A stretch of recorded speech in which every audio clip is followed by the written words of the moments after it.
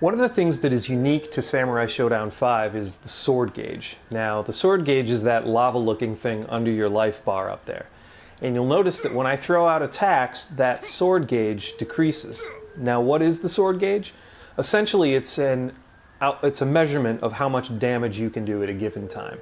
So every time you do an attack, that sword gauge goes down a little bit. And depending on the strength of the attack, it'll go down more or less quickly. So you'll notice that by using the B slash, it's going down a good bit.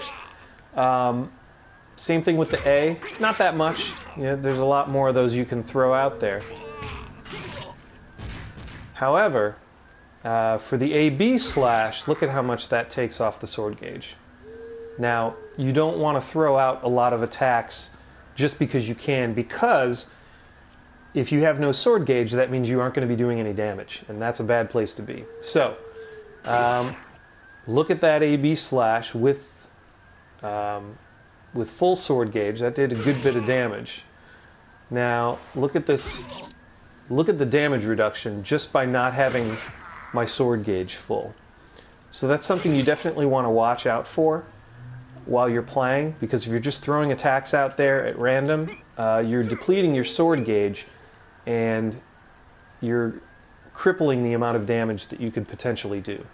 And certain characters, such as Haomaru and Zankuro, their AB slashes will empty the sword gauge if they whiff. So I know those are amazing slashes and they look awesome and they're really great, but if you're just throwing those out there at random, you're not going to be doing any damage. And look at that. Running AB did next to no damage.